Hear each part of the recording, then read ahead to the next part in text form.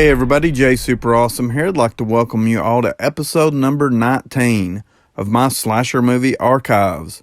In this video, I will be giving my review for Mother's Day. She was so proud of her boys, they always remember their mama. Released in 1980. Okay, so getting into the plot for this one. Three beautiful young women, former college roommates, plan a tranquil reunion together. The plan was for the three of them, and just the three of them, to enjoy the weekend at a remote wilderness camp. All was going well until they were dragged in their sleeping bags to an isolated house. The hellish nightmare begins when they meet a mother and her two brutal sons.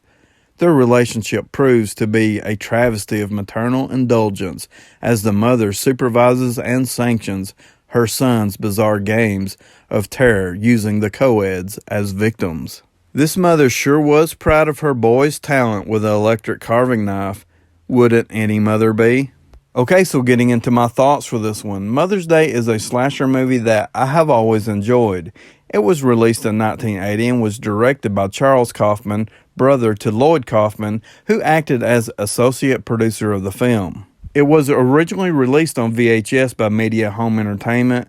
Then in 2000 it was released on DVD by Trauma Entertainment, and then later on, of course, it was released on Blu-ray by 88 Films, just to name a few of the releases. This movie has been pretty widely available over the years. But Mother's Day is a slasher movie that I have always enjoyed, but it's probably not going to be for everybody because it is a rape revenge style slasher movie. Rape scenes are always really tough to watch. But if you can get past that, I feel like Mother's Day is a fun and entertaining slasher movie that offers some pretty over-the-top characters, especially the villain characters. There's nothing complicated about the storyline. It's simple and easy to follow. We have three female college friends who go on a camping trip and are kidnapped and tortured by a family of psychopaths, two brothers who are led by their unhinged mother. And I did want to mention before I move on with the movie review that this 88 Film Slasher Classics release, number 2 from that line, is top-notch quality from an audio and visual standpoint. Of course, that's just my opinion. It also says that it's region-free on the back of the Blu-ray, so that's also a plus. Okay, so now I'm going to talk about the characters we have in Mother's Day. So the main characters in this movie storyline would be best friends Abby, Trina, and Jackie, who get together for a weekend camping trip. The three college friends refer to themselves as the Rat Pack. After the movie's opening kill sequence, we have a montage of the three girls talking about their college life and wondering what the future holds for them. During the present day, we find out that all three girls go down a very different path.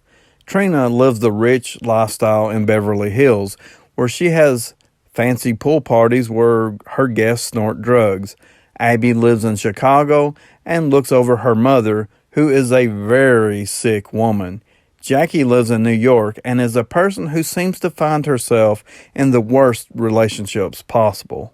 So we have these three friends with their own distinct personalities.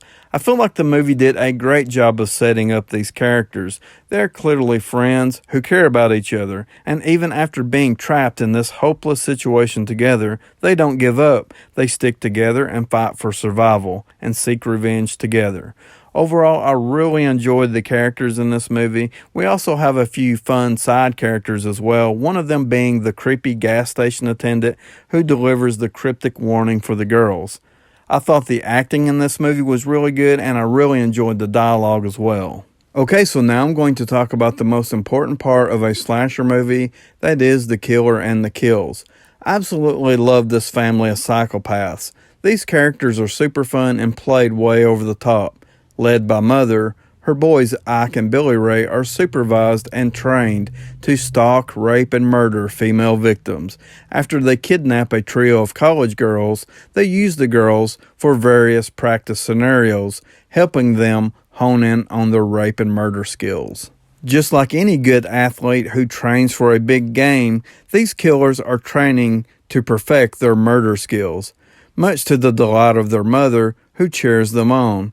It's also hinted at that a potential fourth family member could be lurking in the woods. And speaking of the woods, I really like the setting for this movie as well. I really like the rundown, isolated house where the killers live. The place is completely trashed, and it perfectly reflects what kind of people who live there.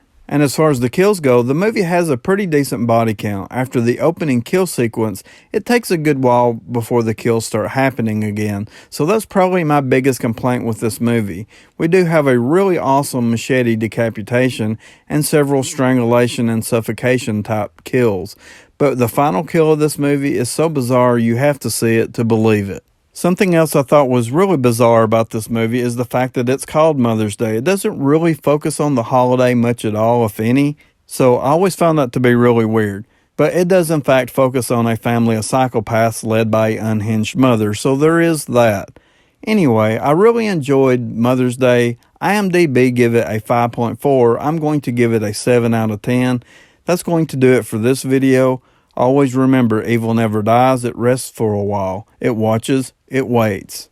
Be sure to like, subscribe, comment below. Let me know if you have seen Mother's Day, or just let me know what you think about my review. And as always, I would like to thank you all for watching.